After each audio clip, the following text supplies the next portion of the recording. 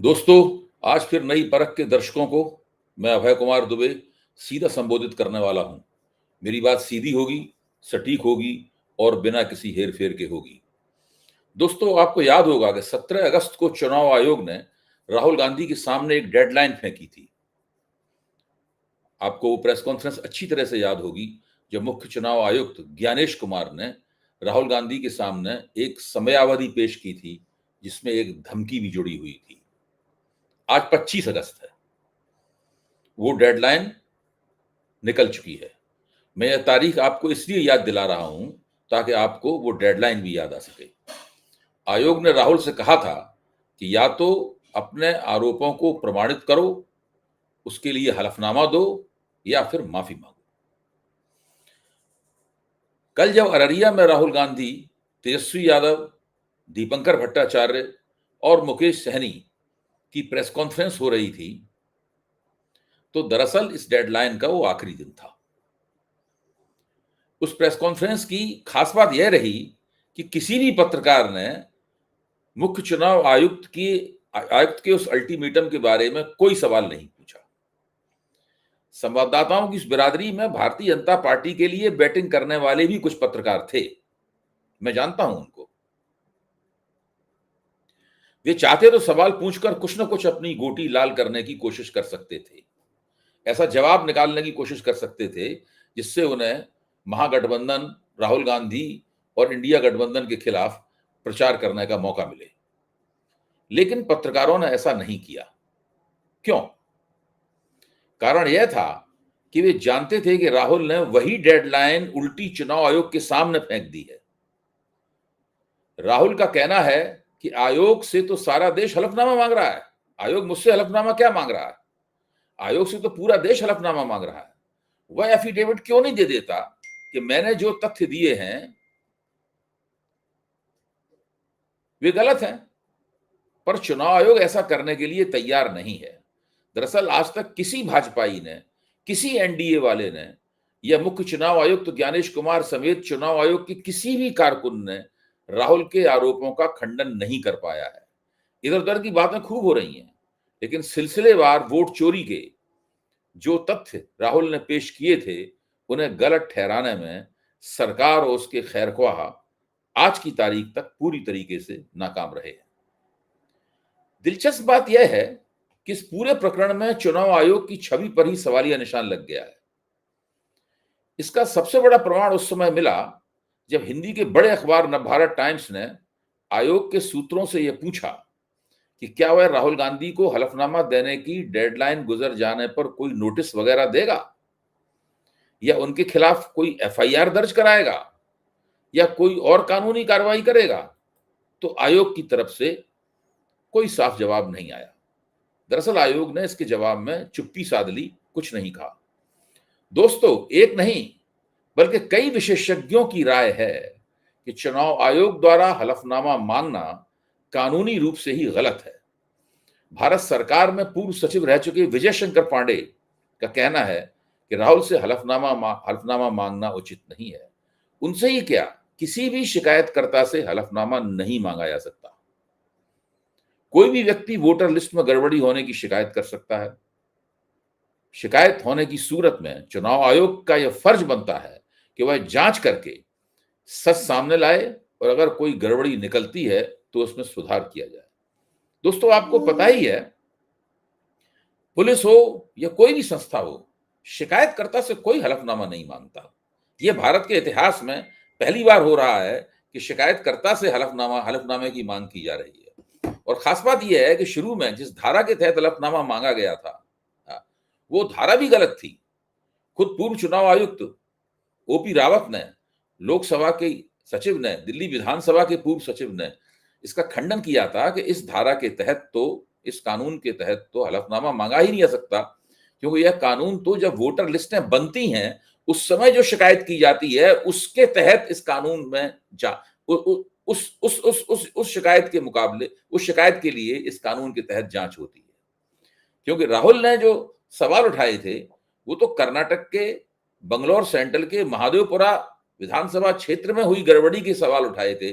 वहां चुनाव हो चुका है, वहां अगर जांच होगी भी तो वो इस कानून के तहत जांच नहीं होगी। दोस्तों, कितनी सीधी और सरल सी बात है, पर इसका पालन भी केंद्र सरकार के प्यादे बन चुके चुनाव आयोग की तरफ से नहीं हो पा रहा है। न भारत टाइम्स ने खबरों के अंदर की बात बताते हुए लिखा है, शीर्षक ही है उस टिप्पणी का, खबरों के अंदर की बात। खबरों के अंदर की बात बताते हुए लिखा है कि राहुल गांधी द्वारा लगाए गए आरोप संगीन हैं।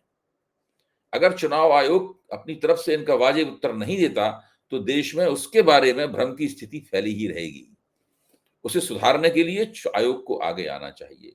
अगर उसे लगता है कि उसकी वोटर लिस्ट सही है तो उस आरोप के खिलाफ उसे सख्त एक्शन लेना चाहिए, ताकि देश की जनता के सामने भी यह स्पष्ट हो जाए कि वोटर लिस्ट सही है, वरना लोगों को यकीन हो जाएगा कि वोटर लिस्टें गड़बड़ हैं। इससे चुनाव प्रणाली में उनके भरोसे को ठेस लगेगी। दोस्तों, सोचने की बात यह है कि आयोग अभी तक ऐसा कोई कदम क्यों नहीं उठा पा रहा है। क्या यह चोर की दाढ़ी में तिनके की कहावत चरितार्थ करने वाला मामला नहीं है? हाँ, यह जरूर है कि अररिया की प्रेस कॉन्फ्रेंस में कुछ शरारती पत्रकारों ने एक दो ऐसे सवाल पूछे जिनसे लग रहा था कि वे विपक्ष की शानदार और बेहद सफल यात्रा को पटरी से उतारने की साजिश में भाग ले रहे हैं। उन्हें सिखा पढ़ाकर उस प्रेस कॉन्फ्रेंस में भेजा गया। लेकिन राहुल उनकी इस तिकड़म को फौरन समझ गए और उन्होंने बड़े हिसाब से, बड़ी कुशलता से ऐसा जवाब दिया जिससे उनकी कोशिश नाकाम हो गई। भाजपा के हाथ से रोटी खाने वाले इन संवाददाताओं की मंशा साफ थी। वे महागठबंधन की एकता तोड़ने के फेर में थे, लेकिन नतीजा उल्टा हुआ। महागठबंधन की एकता और मजबूत होकर उभरी। एक ऐसी नई बात सामने आई जो गैर भाजपा विपक्ष की राजनीति में पहले कभी घटित होते हुए नहीं दिखाई दी थी। दोस्तों, इन पत्रकारों का शरारती सवाल राहुल गांधी से तेजस्वी यादव और महागठबंधन के अन्य नेताओं की उपस्थिति में यह पूछा गया था कि तेजस्वी तो आपको प्रधानमंत्री बनाने के इरादे को साफ तौर पर व्यक्त कर रहे हैं, पर आपकी और कांग्रेस की तरफ से उन्हें मुख्यमंत्री बनाने के बारे में किसी तरह की घोषणा नहीं की जा रही है, किसी तरह की हामी नहीं भरी जा रही है। राहुल ने इसका जवाब कुशलता से दो हिस्सों में दिया। पहला, उन्होंने कहा, ये राहुल के शब्द हैं, उन्होंने कहा कि बहुत अच्छे तरीके से एक पार्टनरशिप बनी है, सारी पार्टियां जुड़कर काम कर रही हैं, कोई टेंशन नहीं है, मजा आ रहा है। वैचारिक और राजनीतिक रूप से हम एक राह हैं, मगर वोट चोरी को रोकना है। इस दूसरे जवाब के दूसरे हिस्से को गौर कीजिए, क्योंकि मैं इसकी थोड़ी सी आगे व्याख्या भी करूंगा। दूसरा, उन्होंने कहा कि बिहार विधानसभा चुनाव के लिए गठबंधन एक साझा घोषणा पत्र जारी करेगा। दोस्तों, मेरा मानना है कि यह साझा घोषणा पत्र की बात एकदम नई है। मैं तो न जाने कब से कह रहा हूं कि इंडिया गठबंधन को एक साझा घोषणा पत्र पर काम करना चाहिए। दरअसल उसे पिछले लोकसभा चुनाव में ही अपना साझा घोषणा पत्र जारी कर देना चाहिए था। बहरहाल, देर आए दुरुस्त आए। जो दिल्ली में ना हो सका वह अब पटना में होगा। साफ बात है, मिलकर लड़ेंगे, मिलकर घोषणा पत्र लाएंगे, मिलकर जीतेंगे और मिलकर सरकार चलाएंगे। जहां तक तेजस्वी यादव को मुख्यमंत्री बनाने की घोषणा करने की बात है, तो क्या कभी कांग्रेस या राहुल ने इस बात का खंडन किया है? वोटर अधिकार यात्रा की पूर्णिया रैली में पप्पू यादव अपने खास अंदाज में खुलकर बोल रहे थे कि तेजस्वी यादव जननायक है। वहां सभी मौजूद थे और सभी जानते हैं कि जब महागठबंधन में टिकटों का बंटवारा होगा तो बिहार के सबसे बड़े दल के रूप में राष्ट्रीय जनता दल को ही सबसे ज्यादा टिकट मिलेंगे, उसके ही सबसे ज्यादा एमएलए होंगे, आज भी हैं और कल भी होंगे। दोस्तों, हकीकत यह है कि महागठबंधन में मुख्यमंत्री की कुर्सी पर कौन बैठेगा यह बिल्कुल स्पष्ट है। इस बारे में कोई भ्रम नहीं है। तेजस्वी ही एकमात्र नेता हैं जिन्हें यह मौका मिलेगा, इस पर कोई सवाल भी नहीं है। न किसी के कहने की जरूरत है, न किसी के द्वारा घोषणा करने की जरूरत है। असली बात यह है कि तेजस्वी को नेतृत्व की बागडोर थमाना तो उस समय ही तय हो गया था जब राजद के पिता हैं लालू यादव ने अपने बड़े बेटे तेज प्रताप को उनकी ऊल जलूल बयानबाजी और जीवन शैली के कारण परिवार और पार्टी से निष्कासित कर दिया था। तेजस्वी को जिस तरह से उन्होंने अपना उत्तराधिकारी बनाया, जिस तरह से परिवार में उनके साथ होड़ करने के इच्छुक लोगों का पत्ता साफ किया, उससे जाहिर हो गया कि अब राजद में एक ही नेता है, तेजस्वी यादव, और वे ही बिहार में महागठबंधन के भी नेता हैं। दोस्तों, इस बात की तस्दीक आम जनता के रुख से भी होती है। यह रुख हमें 100 सी वोटर के लोकप्रियता सर्वेक्षण से भी पता लगता है। सी वोटर ने जो आंकड़े जारी किए हैं उनसे स्पष्ट है कि पिछले 3 महीनों से मुख्यमंत्री के तौर पर लोकप्रियता की होड़ में तेजस्वी सबसे आगे चल रहे हैं। अगस्त में भी वे 31% पर हैं, जबकि पिछले 20 साल से मुख्यमंत्री की कुर्सी पर बैठने वाले नीतीश कुमार की रेटिंग केवल 15% है। देख लीजिए, तेजस्वी की रेटिंग नीतीश कुमार की दूने से भी ज्यादा है।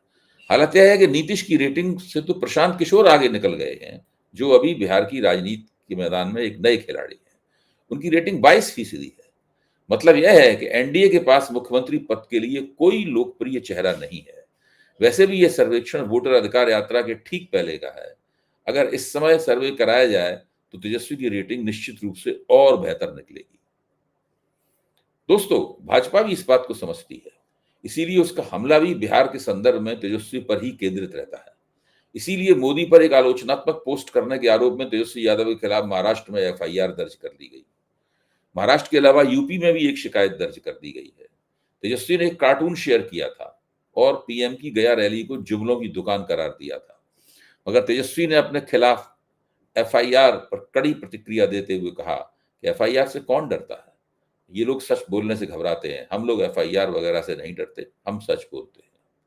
दोस्तों, वोटर अधिकार यात्रा ने महागठबंधन की राजनीति को बिहार के मैदान में पूरी तरीके से सेट कर दिया है। 4 युवा नेताओं की मंडली यानी राहुल, तेजस्वी, मुकेश सैनी और दीपंकर भट्टाचार्य इसमें दो नाली बंदूक से फायर पर फायर कर रहे हैं। वे एक साथ बिहार के महीने भर दूर चुनाव के लिए भी मुहिम चला रहे हैं और 2029 के लोकसभा चुनाव के लिए भी। बिहार में तेजस्वी को सीएम बनाना है और देश में राहुल को पीएम बनाना है। यही है बिहार की राजनीति की आज की असलियत। धन्यवाद। दोस्तों, जाने से पहले मैं आपसे एक बार फिर अपील करूंगा कि आप नई परख को सब्सक्राइब करें और जितने भी आपके मिलने जुलने वाले हैं उनको भी नई परख के बारे में बताएं। अगर आप लोगों का हमें सहयोग मिलेगा, आप लोगों के सुझाव मिलेंगे, आप लोगों की हार्दिकता प्राप्त होगी, तो हम लोग पत्रकारिता की भी सेवा करेंगे, लोकतंत्र की भी सेवा करेंगे और जैसा हिंदुस्तान आप बनाना चाहते हैं वैसा हिंदुस्तान हम सब लोग मिलकर बनाएंगे। बहुत बहुत शुक्रिया।